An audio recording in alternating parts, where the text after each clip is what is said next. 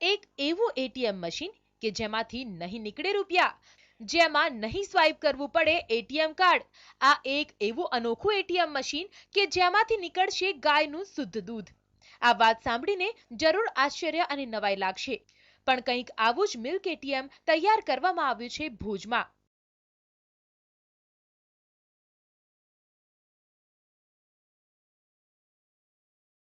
ભુજના ખેડૂતની પહેલ. કચ્છમાં મિલ્ક એટીએમ 10 થી 100 રૂપિયામાં મળશે દૂધ. કચ્છની ખેતી પછી સૌથી વધુ લોકો પશુપાલન ક્ષેત્ર સાથે જોડાયેલા છે. આ ક્ષેત્રમાં પણ હવે ખેડૂતો ઇનોવેટિવ બન્યા છે અને ઘરે ઘરે દૂધ આપવાની જગ્યાએ દૂધનું જ એટીએમ ગામમાં લગાવી દેવાયું છે. આ મશીનની કિંમત છે 1 લાખ રૂપિયા. પણ અહીંયા મારું ગાયના દૂધનો જ ઉપયોગ કરું છું.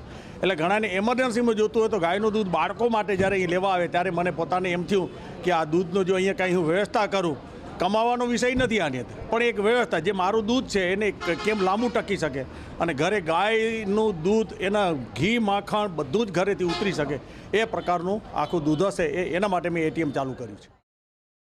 આણંદની અમૂલ ડેરી દ્વારા આ પહેલ કરવામાં આવી હતી. આણંદમાં એટીએમ મિલ્ક સેન્ટર શરૂ કરાયું હતું, તો કચ્છ જેવા દુર્ગમ ગણાતા વિસ્તારમાં કોઈ ખેડૂતે આવી પહેલ કરી હોય તેવી આ પ્રથમ ઘટના છે. ઓર્ગેનિક ખેતી સાથે તેની પ્રોડક્ટ બનાવી માર્કેટિંગ કરવા માટે આ મશીન બનાવનાર વેલજી ભુંડિયા જાણીતા છે. તેમની આ પહેલને ખેડૂતો અને પશુપાલકો આવકારી રહ્યા છે.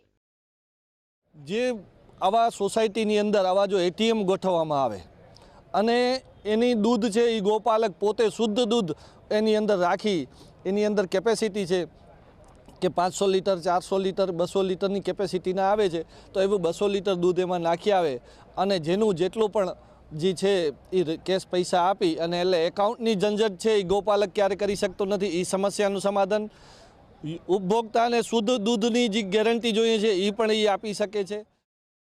ખેતી કે પશુપાલન ક્ષેત્રે કચ્છમાં ક્રાંતિ એ હવે કોઈ નવી વાત નથી. અનેક ખેડૂતોએ નવી પહેલ કરી અન્યને નવી દિશા આપી છે. ત્યારે પશુપાલન ક્ષેત્રે કચ્છમાં હાલ જ્યારે ડંકો વાગી રહ્યો છે, ત્યારે એક પશુપાલક ખેડૂતની એટીએમ મશીનથી દૂધની પહેલ એ એક નવી ક્રાંતિ સમાન જ છે. જય દવે, TV9 ભુજ.